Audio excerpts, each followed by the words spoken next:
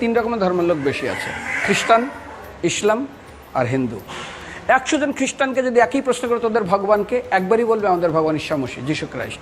মুসলমানকে জিজ্ঞাসা করবে 3 থেকে 5 মানে মৃত্যুর আগে পর্যন্ত, যাকে এই তোদের ভগবানকে, একই উত্তর দেবে, ভাই আমাদের ভগবান হলো আল্লাহ।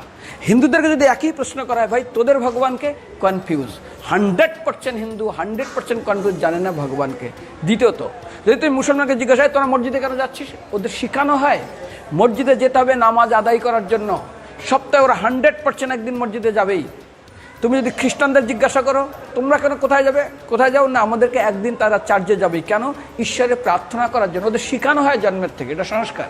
আর হিন্দুদের যদি জিজ্ঞাসা করে তোমরা মন্দিরে কেন যাচ্ছ, হ্যাঁ আমার ছেলের বিয়ে হচ্ছে না, আমার মেয়ের বাচ্চা হচ্ছে না, আমার বাবা হসপিটালে আছে, কালকের আমার মামলার ডেট আছে, আমার ব্যবসা খুব খারাপ, আমার শরীর খুব খারাপ।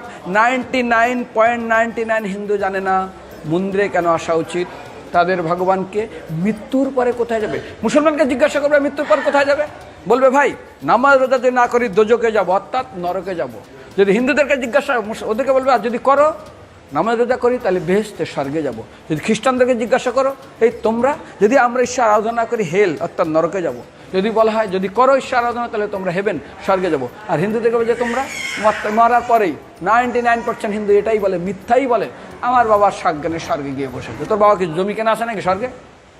তোর বাবা জমি কেনা আছে যে তোর বাবা মরার পরে স্বর্গে গেছে হোয়াটসঅ্যাপ করে দেখি এই যে অ্যাটাচ বাথরুম টয়লেট আমি একদম ভালোভাবে পৌঁছে গেছে, তোর বাবা স্বর্গে গেছে জানিস তুই? আরে মৃত্যুর আগে এত কষ্ট পায়, এত কিছু করে, মারার পরে আমার বাবা স্বর্গে গেছে।